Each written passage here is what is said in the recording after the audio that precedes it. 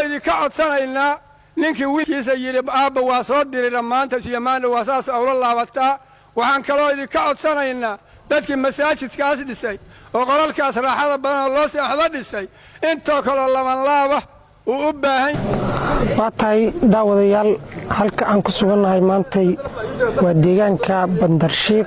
oo qiyaastii 28 kiiloomitir dhanka bari kaga beegan degmada Afbarwaaqo ee bariga gobolka Mudug deegaankan Bandarsheek waxa ka socda horumar aad u baaxad weyn kaasi ah hadaba si toos ah caadiniina halkan iga dambaysa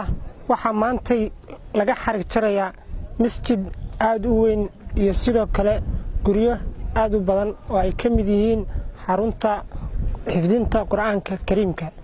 deegaankan waxa sidoo kale socda dhismayaal ay ka mid yihiin isbitaalka weyn ee deegaanku yeelanayo iyo sidoo kale saldhigga booliska iyo sidoo kale goobo kale oo sidoo kale deegaanku si toos u yeelan doono deegaankan waxa horumarkiisa u qayb qaatay isla markaasna go'aansaday inay horumariyaan deegaankooda dib u dhisna ay ku sameeyaan jaaliyada deegaankan u dhashay oo iskaashi sameeyay iyo sidoo kale ganacsatada ka soo jeeda halkan kan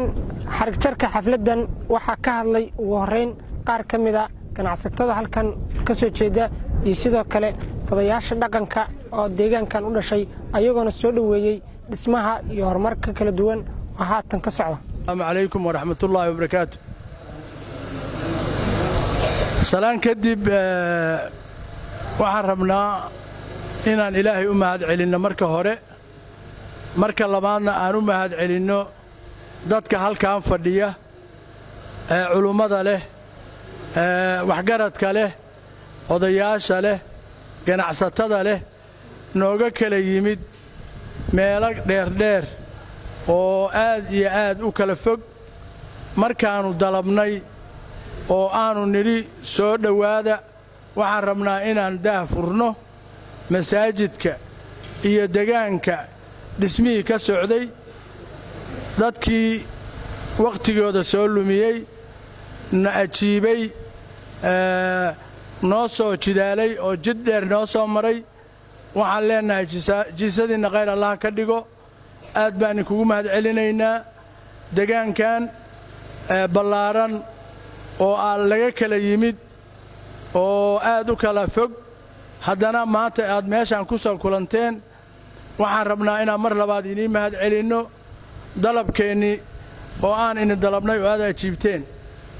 inta kadib waxaan rabnaa wax kale uba istaagin dhismahan ballaaran oo masaajidka iyo dhismo kale ka kooban wuxuu socday muddo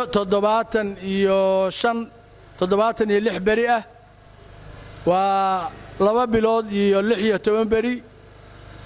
runtii Ilaahay baan u mahadinaynaa intii uu socday waxa ka qayb qaatay dadka deegaanka oo dhammaan aan u kala harin dadka halkaan fadhiya meel walba ay ka yimaadeen masaajidkan dhismihiisa uba kala harin saacad walbay ma aragtay ay soo taakuleynayeen saacad walbay keenayeen sadaqada saacad walbay ma aragtay ay noo iimaanayeen aad iyo aad waxaan rabnaa inaan nidhaahno wixiina Allah badiyo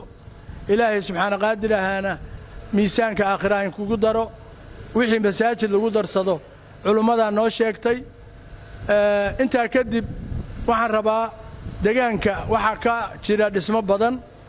oo runtii dhammaaday maantay Ilaahay mahad gaarto shirkad waxa dhistay maxaan ku yiraahdaa shirkadaha dhismaha ah oo runtii aan oran karno waxay qaadatay door shariif ah oo qurux badan dhismo aan ka dhicin gobolkan hadda ka hor dhismo caalami ah ayay fulisay dhismahaas waa arki kartaan waxa lagu tilmaami karaa dhismayaasha maxaan ku yiraahdaa meel walba oo adduunka ka hirgalay oo lagu farayareystay aadna ma aragtay loogu dadaalay waxaan leenahay iyagana waxaan leenahay shirkadaas aad baad u mahadsantihiin hawlwadeenadeeda injineeradeeda shaqaalaheeda waxaan rabnaa inaan mahad celinno Ilaahay baa mahad leh ayaa mahad iska leh lagu kulmiyay majmacaan quruxda badan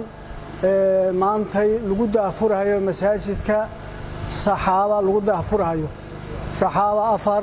ama saxaaba arbaca lagu daafurahayo waad mahadsantihiin meelaha kala duwan oo laga kala yimi dhammaan meelaha dheer waqtiga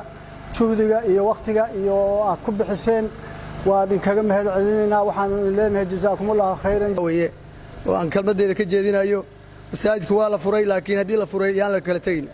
beydkii haddaan lagu tukan toddobada qariibkaabuu soo galayaa adduunka 7 qariibaa jiro nin caalima waxaa la yidhi aan wax laga baranayn waa qariib adduunka intuu joogo